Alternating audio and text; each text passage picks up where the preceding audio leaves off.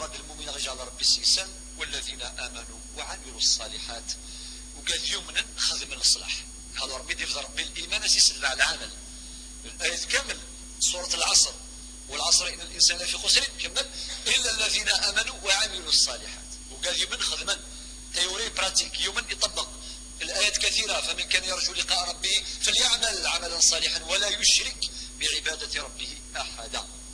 من بعد ربي ناد وقال شوفني وعد ربي سبحانه سندخلهم جنات تجري من تحتها الانهار خالدين فيها ابدا.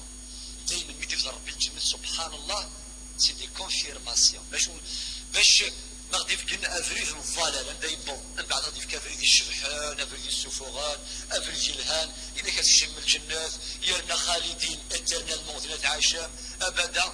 اين تبغى ميلا حديث ابي هريره رواه الامام البخاري ومسلم شو دينا ربي سبحانه قال النبي عليه الصلاه والسلام فيما يروي عن ربه لقد اعددت لعبادي الصالحين ما لا عين رات ولا اذن سمعت ولا خطر على قلب بشر. ربي وعد لك هكا غدي المؤمنين الصالحين اين ورث ولا رثيق اين ورث راهم الصوغ اين تنسى ذي البال الون خالدين فيها ابدا. وعد الله حقا يعني ما يوعدك ربي تيذت ما يوعدك الشيطان الكذب. وعد الله حقا تيذت صدق. ومن أصدق من الله قيلا ولاش أول إسعان في ذات أما أول الرب سبحانه. لذلك في سورة أخرى ربي مخرج الآية القرآن يشرح بعضه بعضا ومن أصدق من الله قيلا. لكن في سورة الزمر الأواخر أديني الحمد لله الذي صدقنا وعده.